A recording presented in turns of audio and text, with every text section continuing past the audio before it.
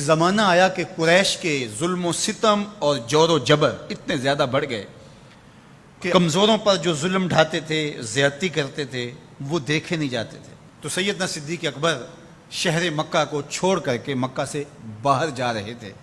راستے میں ابن دغنہ ملا، یہ قریش کا سردار تھا، اور اس نے کہا کہ آپ کدھر جا رہے ہیں؟ تو آپ نے فرمایا کہ اس شہر میں اب رہنا نہیں ہے جہاں جور و جبر کا رواج ہو، جہاں ظلم و تعدی پھیلتا ہی چلا جائے، جہاں شر کو کوئی روکنے والا ہی نہ ہو، تو میں تو اس شہر میں نہیں رہنا چاہتا۔ تو ابن دغنہ نے آپ کو روک لیا، اس نے کہا میں آپ کو نہیں جانے دوں گا۔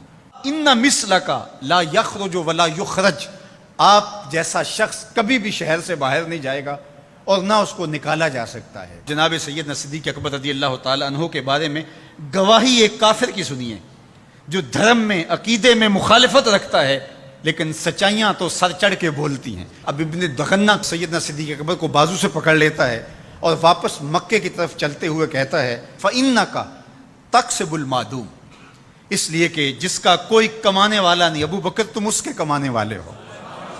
تم اگر تاجر ہو تو تمہارا مال تجارت جب بکتا ہے تو غریبوں کے چولہے جلتے ہیں، تو تم اگر چلے گئے تو غریبوں کے چولہے بجھ جائیں گے، شہر میں اندھیرا ہو جائے گا، لوگ فاقوں سے مر جائیں گے، تمہیں نہیں جانے دیں گے۔ دوسری بات وَتَصِلُ الرَّحِمَ، تم صلہ رحمی کرتے ہو، تمہارے رویوں کا جمال اور تمہارا طرز معاشرت اتنا خوبصورت ہے کہ لوگ رشتہ داروں کے ساتھ رویہ کیسے کرنا ہے تیری چوکھٹ پہ آ کے سیکھتے ہیں۔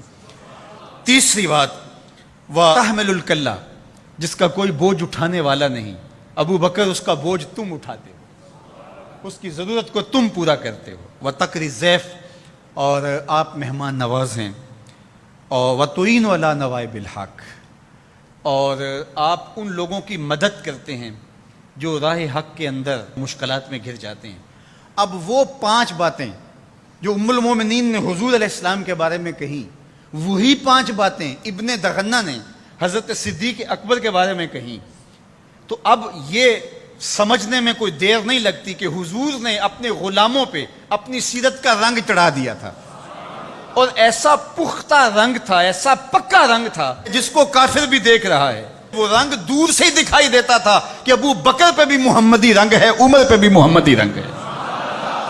اب آئیے ایک حدیث اور رکھتا ہوں، اور وہ ابو داود میں ہے، ترمذی میں ہے، اور سیدہ عائشہ رضی اللہ تعالی عنہا فرماتی ہیں، کہتی ہیں ما رأیت احدا کان اشبہ سمتا وہدیا ودلا وکلاما برسول اللہ صلی اللہ علیہ وسلم من فاطمہ، کہا کہ میں نے سیرت میں، صورت میں، عادات میں، طرز زندگی میں، انداز معاشرت میں حضور کے مشابہ فاطمہ سے بڑھ کر کسی کو نہیں دیکھا ہے۔